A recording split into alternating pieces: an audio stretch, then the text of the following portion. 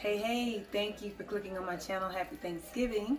So today I was asked before this to make some gumbo, and how do we make gumbo. So I'm just going to show you a few things. First of all, you're going to need a huge pot. Okay, I'm cooking for a family of about 8 or 9, 10 maybe. So we're going to go over here for the ingredients. We're going to use here is going to be, this is what you need, guys. You need green onions, plenty of onions, lots of celery, and you need garlic. Okay, I usually make my own chicken stock, but why not go ahead and use this brand right here? So I'm gonna use this chicken stock. I'm gonna also use water. This is crab meat. I know a lot of people like to put crab claws in, crab, you know, the little legs and stuff, all that kind of stuff. But I choose not to put that in my seafood gumbo today because I really like just to eat. I don't want to stop and break up anything. We have some chicken that I'm going to put in there, already seasoned and marinated. Some sausage that's already been fried, got the oil off. And this is not any kind of sausage. This is Manda's beef sausage. I already showed you that in the clip. And here, last but not least, is the shrimp. And so and the oil. I have to use the oil and flour. So these are just the main ingredients that you're going to need along with the pot to make your roux. So I'm just going to show you guys how it's done. I'm going to tell you how we do it in Louisiana. This is authentic. I was born and raised in Louisiana. We have a taste like no other, and I've seen different kinds of gumbo made up north, and we do not make gumbo with tomatoes in it. That's for another thing, not for Louisiana gumbo. So I'm going to show you how it's done. I'm going to tell you a little story about it as we go, and I'm going to introduce you to my family. And that's how it's done. Let me know you're ready. So, some more ingredients that you're going to need for very important ingredients. 2 ingredients that you're going to need. Don't make gumbo without using crab oil. Zatarain's crab oil. I'm not a big Zatarain's fan, but this is one thing they make that I do stand by. You're going to need, again, Louisiana Cajun seasoning mix. Cajun seasoning mix has the Louisiana flavor. There's a flavor we carry that we have, just like we have this, we claim this bird, just like we call ourselves the red stick, and we are, you know, just Southern. There's certain things we use to make up why we are originally what we are. You're going to need some, what is that? Gumbo filet. I used to call this file because it's spelled F-I-L-E, but we are sort of French settlers there and everything. So you're gonna need some gumbo filet. You're gonna need some garlic, parsley, pepper, cayenne, and bay leaves. But you don't keep this in the whole time. When it's done, take it out. Some people keep it in. That is up to you, your preference. So those are the things you're going to need, and we're going to get started on the roux. For the roux, you're going to need your flour, all these delicious, shout out to the seasonings, because this is what make your roux, okay? And you're going to need your vegetable oil. So, see you in a second. Okay, so as the pot gets hot, which it is hot, I don't measure the oil, but I do use vegetable oil. Okay, so let's see, that's maybe half a cup. And then I'm just going to take some flour, regular all-purpose flour. I don't use seasoned flour. It's perfectly hot. And what I do is I get that flour in there and I stir it. Roux consists of these 2 things. And since I'm making a lot, I'm going to add some more. Yes, that's good. I'm just going to add some more flour because I need it to be a little bit thicker. But that's perfect how it's going. And then I'm just going to cook this until it's brown. That's all.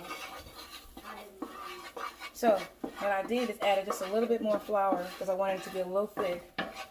And I'm just going to cook this until it gets sort of like a Cherokee red looking color, you know, like the Indian dirt, so to speak. I know people say different colors, but the color of my skin, pretty much. I have red in my skin, so I'm going to color it, cook it till it's just about that.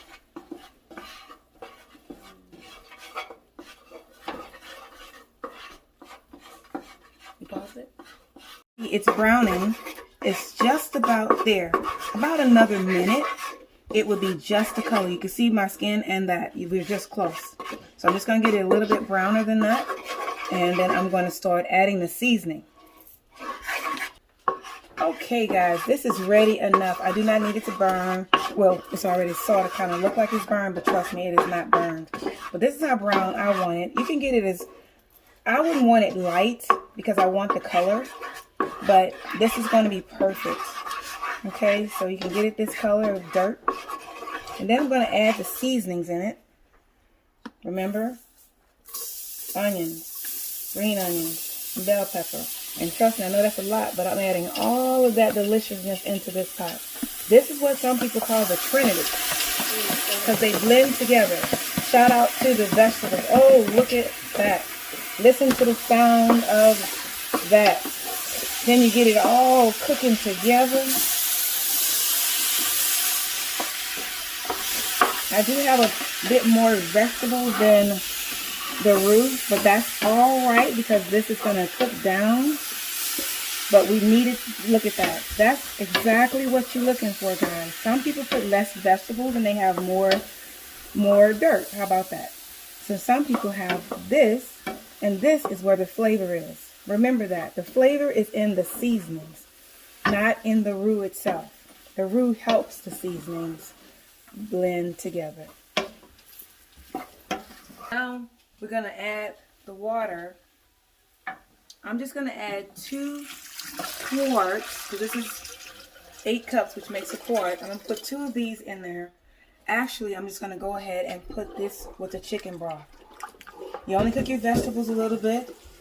This is going to be nice and thick. Of course, it could be darker, but it doesn't have to be, guys. Trust me, this is good. Now, right now, I'm going to go ahead and add 2 boxes of the chicken stock. Or chicken stock, whatever kind you want to use. And I hope you know the difference between chicken stock and chicken broth. You can use either one. Don't feel confused about that, okay? You can use either one. The chicken stock is more of the bone. The chicken broth is more of the fat, I think. I did read this before I talked about it, but I don't remember right now. But there is a slight difference, but the preference is yours. So I'm just going to use 2 boxes of this. And after, I'm going to get the flavors in and everything, all the seasonings, let it boil for a while. And then I'm going to put the meat in. The chicken first because it cooks the longest. Then I'm going to put the sausage. Then I'm going to put the crab meat. And then I'm going to put the shrimp, because the shrimp cooks like that. This is going to take about 1.5 hours to cook. Again, preference is up to you how long you want your food to cook. All these meats are very quick to cook. But what's important is getting the flavor in the water and broth. You want to get that right. Okay? This is my daughter, and she is doing a great service to our meal. She is frying the Manda's sausage. Let me tell you a little bit about these sausages. This is Manda's beef sausage. You can only get it down in dirty South Louisiana. It's the best sausage on that side of Canada. What else I want to tell you about that sausage? I'm going to show you a picture of it, but I did order and I paid a little extra for it, but it was worth it. So what we're doing is frying the grease off of it, and then we're going to drain it, and then we're going to put it in a bowl so that it can go in our gumbo. I'm going to show you the Manda's sausage. And this is the Manda's sausage. Look at that sausage in Louisiana. It's really smoky. It's just a delicious flavor. One that when you leave from home, you never forget the flavor of Manda's beef sausage. Even their beef, what is it called? Roast beef. It's delicious. I love this meat. Now I'm going to go ahead and put the shrimp in. And normally I season the shrimp, but in this case, wait a minute. It's a little bit heavy because it's more shrimp than I usually do. So I'm just going to do it this way. But I'm just going to put the shrimp in, holding it close to the pot so it won't splash because everything is hot. I used all the seasons, and guys, this take a moment to figure out what season works best for you to get that Louisiana flavor. It's definitely a bit spicy. So now I'm just going to let it cook down, let it continue to boil, or just, breathe and cook. and then it's going to be done. So I hope you enjoyed this video, but one more thing, I hope you guys don't mind. The last tag on this video is me sharing a little bit about where I think gumbo comes from, or how it was made. And that is when, back in the days when they were in slavery times, they only had so much to eat. And I believe that they came together, and if you had what is that green stuff that people like to eat, okra, or you had crabs, or you, in our days, probably mud bugs because they were in the ground, or you had scraps from the boss house, you took all that and everybody just came together and put it in the pot and it became gumbo. That's what we do. That's what family do, and I really love making gumbo. But it is Louisiana tradition, and I'm going to share with my family how we, how it's done. Man. Okay, so here we are at the end, and guys, let me just share this with you. You can put your seasonings in your brew, in your roux, and it's gonna taste like, wow, it doesn't taste like anything. It's not until you put your meat. And what makes a huge difference is the crab meat as well, because the crab meat with the crab ball brings out all the seasonings. The seasonings is in your sausage. The seasonings is in your chicken. The seasonings is in all the seafood. You just have to add to it, and then you taste as you go to get that flavor. But you really need to have the gumbo fowl and also the crab ball. Those two ingredients are necessary, and I would not lead you wrong. If you don't have crab meat, this costs like $23 a can. I have two different ones, but it's the same. The lump crab meat or just a regular crab meat is crab meat. It's the crab meat that's inside of the claws, all except you don't have to cut the, break the crab and do the work. It's already done for you. A lot of people don't know that there's crab meat out there. I don't like the fake crab meat because it tastes like water. Plus, it's not real meat. But lump crab meats, and there's another one next to it, it's the very same. And it has to be expensive, like above 20, it could be $18. Very seldom is it 14, but when you get to the cans like this, that's the real deal. So there you have it. I hope that you enjoyed this video. It's full of meat. This is just shrimp, crab, sausage, and I know I'm missing one other thing, but that's all it is, guys. So here's your seafood gumbo. Thank you for watching. Oh, don't forget, I'm going to do this with a little segment with my family. Talk to you in just a second.